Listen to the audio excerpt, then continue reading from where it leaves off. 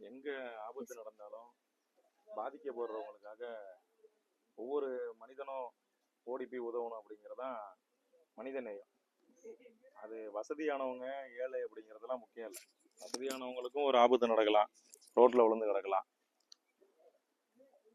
ஏழைகளும் பாதிக்கப்படலாம். ஒரு மனிதன் இன்னொரு மனிதனுக்கு உதவணும், அவ்வளவுதான்.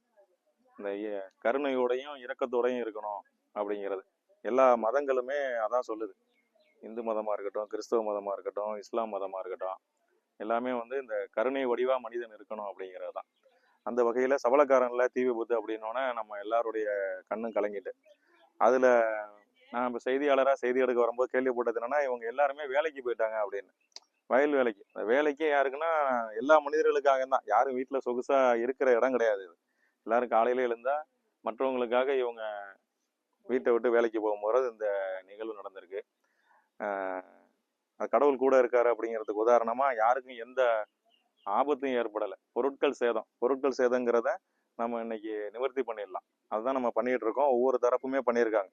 இங்க உதவி பாதிப்பு ஏற்பட்ட அன்னையிலேருந்து உதவின ஒவ்வொருத்தருக்குமே நம்ம நன்றி கடன் செலுத்துறோம்.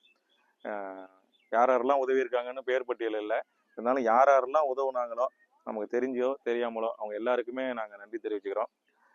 எவ்வளோ உதவிகள் வந்தாலும் அதை நம்ம நிவர்த்தி பண்ண முடியாது அப்படிங்கிற நோக்கத்தில் நம்ம கன்ஃபிட் சிவா ஃபவுண்டேஷன் நம்ம வேட்பாளராக மன்னார்குடி தொகுதியில் நின்று சர்வீஸ் பண்ணணுன்ட்டு நின்ன மனிதன்.